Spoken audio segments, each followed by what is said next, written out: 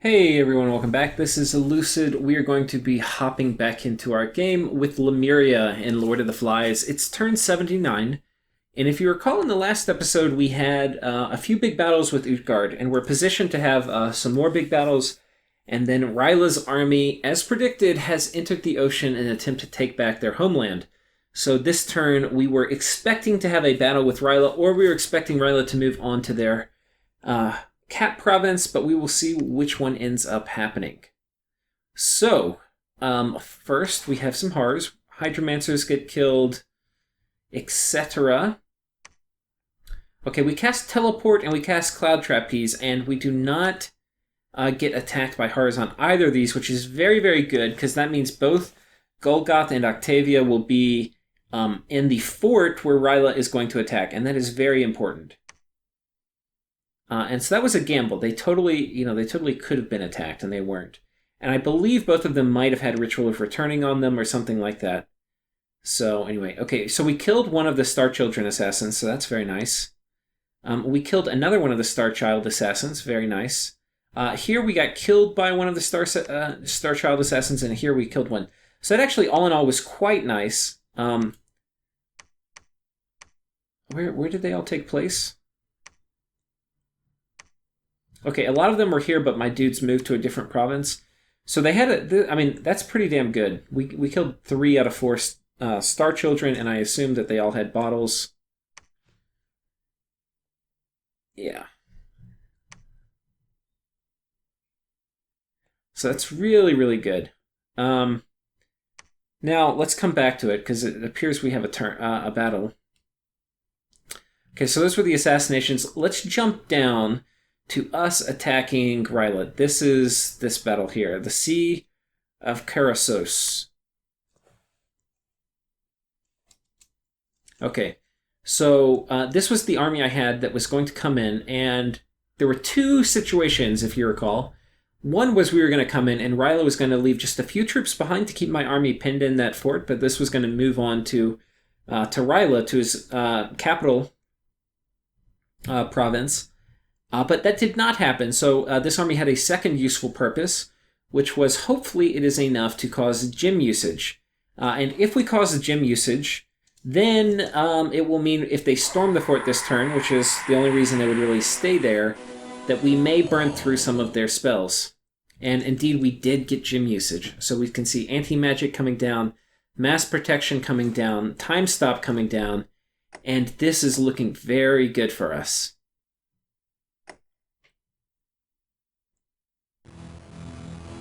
So time stop came down, which means this guy cast it, and okay, this is his pretender with Astral 8. Scary.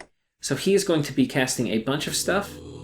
Will of Fates, which I think is Soul Drain, which came out. Soul Drain's very scary. And I don't know. I don't think he will have enough gems to execute Soul Drain again, and that's going to be really important. Because Time Stop would have taken quite a few gems, and then Soul Drain, I think, takes 5. So there's no way he's going to cast Soul Drain again in the second fight. Very, very important. And these guys are all buffed up. Yeah. Mass Protection, which is kind of good. Especially good underwater, because you don't have to really worry about the fire resistance. And we're just getting destroyed by Mind Blasters here. So he murders my little army, but that was not my real army. My real army is inside my fort. One of the things you want to think about, if you're going to storm a fortress and if there's a chance you can get attacked before you do, you want to make sure you have enough gems to run through your full script twice. So he was a little cheap and did not put enough gems on this guy. And I think that is not going to bode well for him if we have a major fight, which we're going to come down and we're going to skip through a lot of this and go watch it, because indeed he does try to storm my fort, and we will see how that goes. So this is that same army, and it's now trying to storm my fort, and on my side we have probably about 300 ghosts. He may actually outnumber us here, but I have some very important mage support. I've got Grip of Winter and Shark Attack coming out here, which are both very important spells. We've got Foul Vapors and other things coming out here, which is really, really good. I've got a few water elementals on my side. We've got Army of Lead coming down. All in all, I've got probably much better battlefield-wide spells, especially that I burnt through some of his attacks. So we can see a lot of Mind Blast coming down. Okay, so far we have Light of the Northern Star up. Time Stop comes down, but he's not going to be able to do much with Time Stop. This is... Oh, wait, where is he? This is his Pretender. You can see he does not have enough gems to do Soul Drain, which was kind of his main purpose.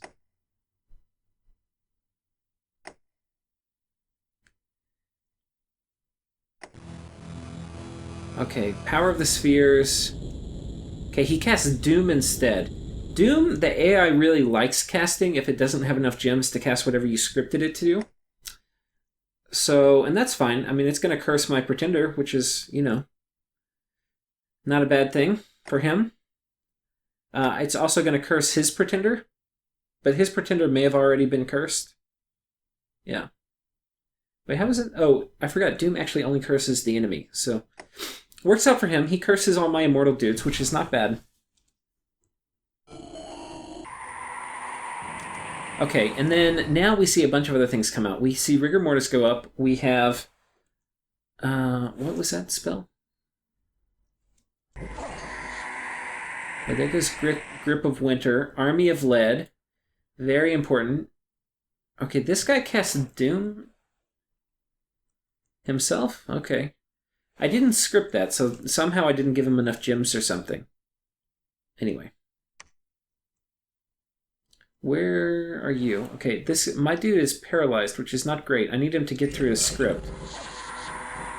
Okay, Bone Grinding, I did not script that, so that's not good. That is not a spell I would want to cast. Okay, he did get Foul Vapors up. I don't know what he was going to cast instead of Bone Grinding, but anyway. I know it was something other than that. But you can see my guys are really tough. 20 protection on an ethereal unit is really, really strong.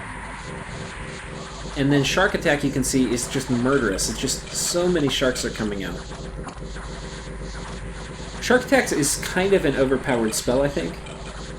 Like, if they cut the spawn rate in half, that would probably be fair. Just so many sharks. I think my Hydromancer might have actually died, though. Yeah, so Shark Attack is not up, but the sharks that spawned are still out.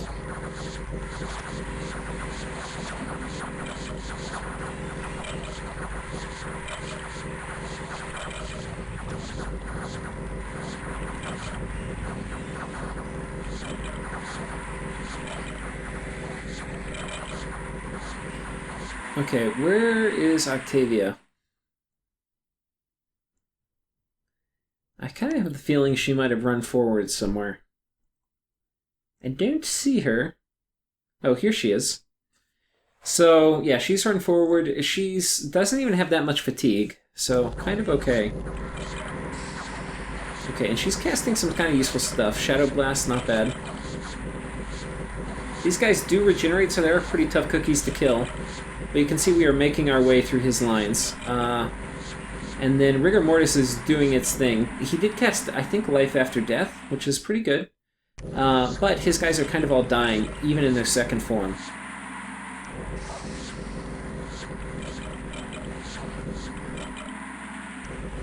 I don't know where his god is, but I think his god may have died to sharks.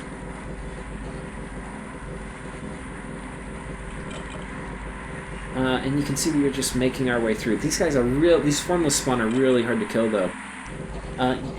You can't summon them with gems or anything. You do have to get them from the Void Gate, so this represents probably most of his production all game of kind of Void spawn.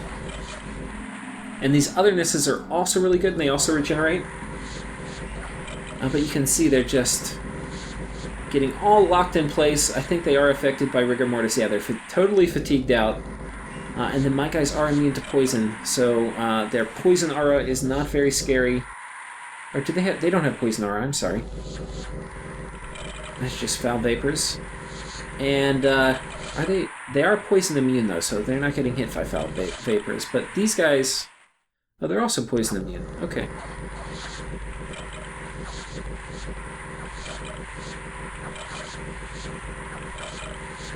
I may have actually converted some dudes. Let's kind of look through here real quick.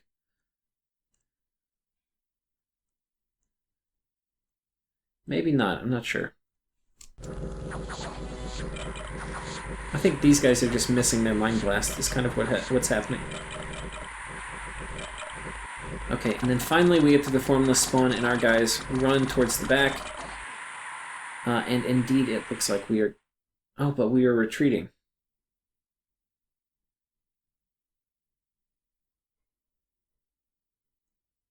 And after our leaders get off the battlefield, a lot of these guys will melt, all our mindless dudes. Octavia is running back, but very slowly. She got crippled. So she's quite slow. So she may actually pop as the battle ends. And this, this probably is not going to line up exactly with what happens in the battle report again, because this is a later, kind of going back in time on a different game version. But let's take a look and see how that all played out. So, per the battle report, Rlyeh lost almost everything. They lost their Pretender, which is really bad when you don't have your capital. It's going to be very hard for him to get his Pretender back.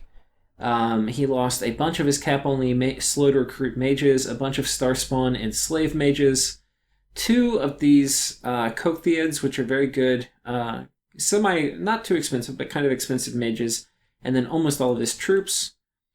And it says we successfully defended our fortress. I think it played out a little differently in the game. Unfortunately, we lost everything here too. So I'm not actually sure how this happened. Because if everything I had died and his stuff didn't, I don't know how I won. But anyway, I'll take it. A very weird battle outcome. His Void Spectre apparently retreated or lived. So anyway, an expensive victory. Not sure how it actually played out, because I know, indeed, this is a different game version, so we can't say exactly how it did. I remember, though, when I watched it the first time, I think some of my mages died, but I think some of them also lived. I lost way more of my troops. And so the end of the battle was actually just a few of my guys, and I think we actually killed him off. But anyway, I'm not fully, sure of what happened. Anyway, we've got 7 of my ghosts, which it appears are sieging me down, which is fine, but we've killed off his army. We are going to move our dudes in here and take this back. I think I actually move my Queen of the Lake. So she should successfully be able, or she should easily be able to take that out. This one's just hanging out in here. I've not really site searched any of this, which is fine. Let's go through the other events. Just kind of start clicking through these.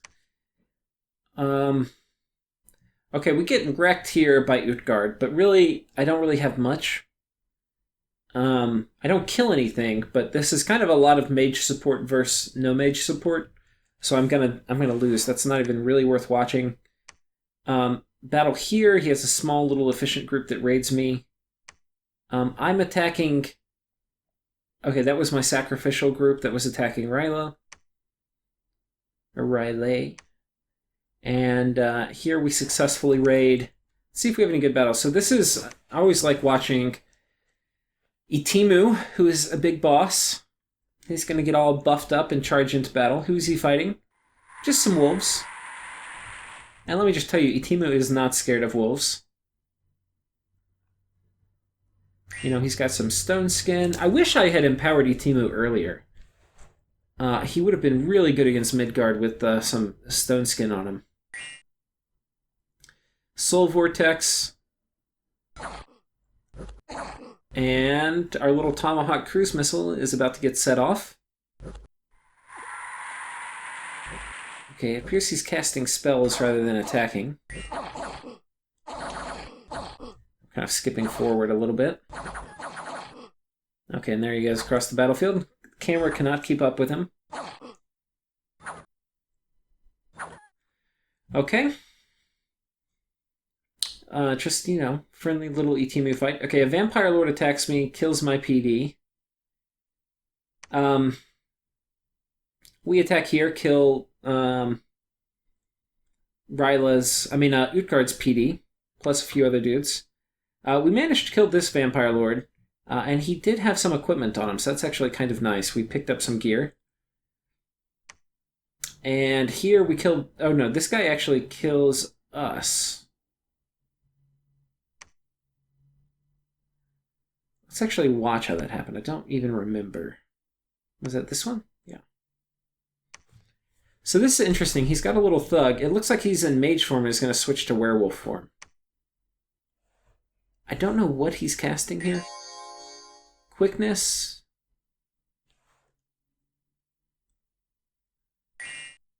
Liquid body. Damage reversal. So damage reversal is blood 9. That's very good.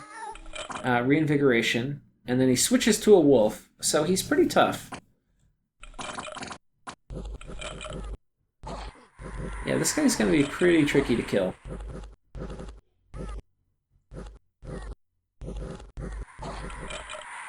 Yeah, 27 protection. He is not going to die anytime soon. And then he is definitely going to be fatigue neutral with that Bloodthorn. So that is going to be tricky to deal with. Okay, that was this battle. This next one, okay, let's watch this.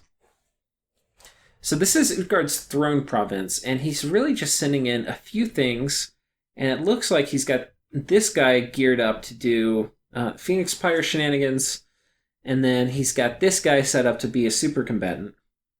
Tons of protection. A lot of that's because he's in cold, and he has Ice Protection 3. And then he has regeneration. I don't know if we're going to be able to kill him. It's going to be a problem. Because it doesn't matter how many ghosts you have, you can't really kill somebody that tough with ghosts. My mages can kill him with Soul Slay, or with Enslave Mind, or Disintegrate, or other things. But my troops are not going to be able to. And my mages, I do not know if they're on cast spells or advance in cast spells. If they're on cast spells, they may not get in range. Okay, so we move forward. We're going to kill the vampire for whatever that's worth.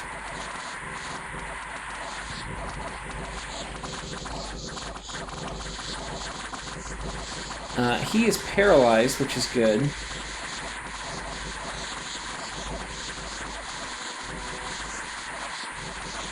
Okay, we are not doing a ton of damage to the vampire. He has very high protection, so he's pretty hard to hit to hurt. Okay, we can see the Ice Devil starting to kind of lay a smackdown. Okay, my guys are on advance and cast spells, which is good. They can potentially cast much more useful things, like Control Undead, or, okay, in that case, Drain Life.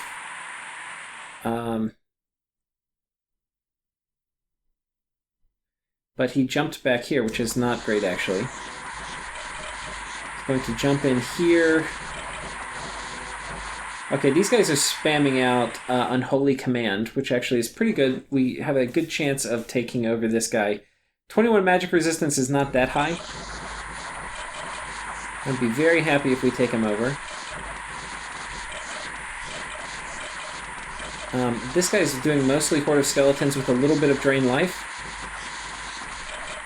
And Drain Life will be pretty effective against this guy. If he only did Drain Life, I think I would kill him, but it's too intermittent. That guy has regeneration. I think the vampire is dead. Oh no, he's... Oh, it looks like I've stolen him. So that's actually quite nice. I wonder where this guy is, because I don't think I actually steal him. I think it just happened in this battle.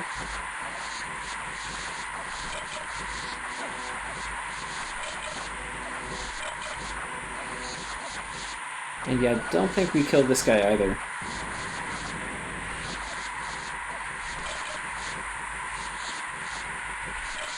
We do have Decay on him, which is going to largely negate a lot of the regeneration. So it is possible that we kill him. 72, 82, 84, 88. Okay, so we're not exactly killing him.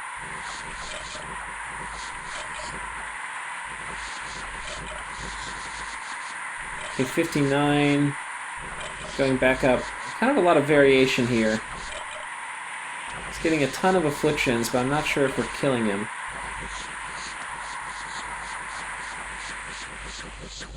Yeah, looks like he lasted through the battle.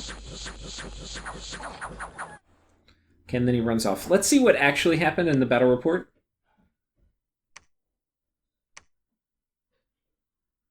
Okay, where the hell are you? Was it this one?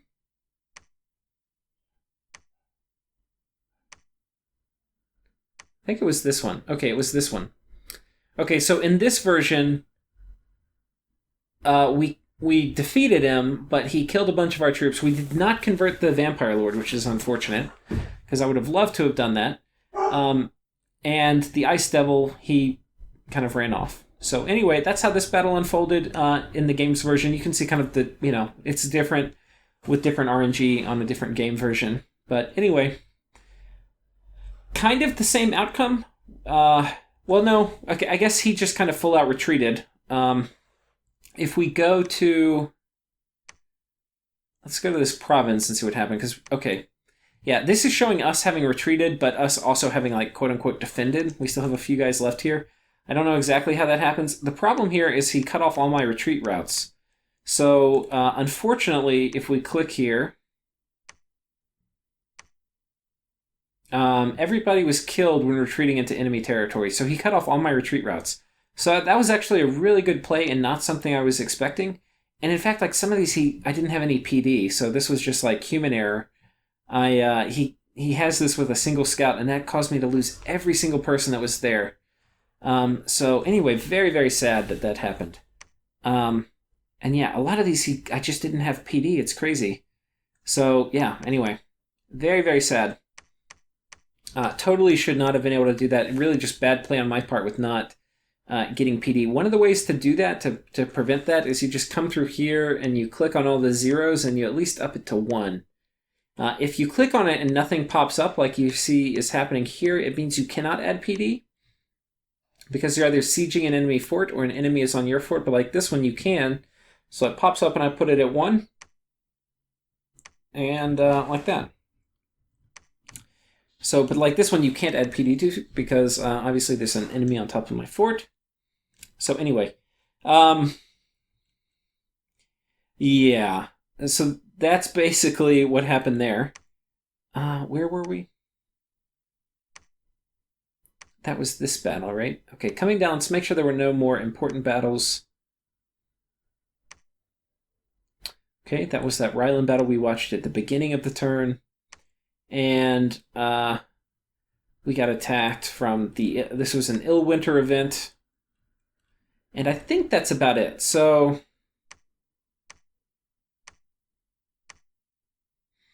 thaumaturgy rituals are cheaper. Let's see if we got any of Rlyeh's assassins. We did. Okay, we got one of the assassins, so that's actually good. Let's see where these guys were. Caught them patrolling right here. Very nice. And I think that's it for all the events this turn. So we'll kind of zoom out again and talk about what's going on. This was a huge loss. I had a huge army here. I had 1,000 ghosts, so this was probably my biggest army. And him cutting off my retreat routes and then causing a rout with a Berserk Ice Devil was really, really smart. It was really well played. So very cool to see him kind of doing so much with so little. So anyway, the other problem I have here is I have a bunch of dudes on top of my forts, which on one hand I don't really care about because, he's not going to break through any of these anytime particularly soon.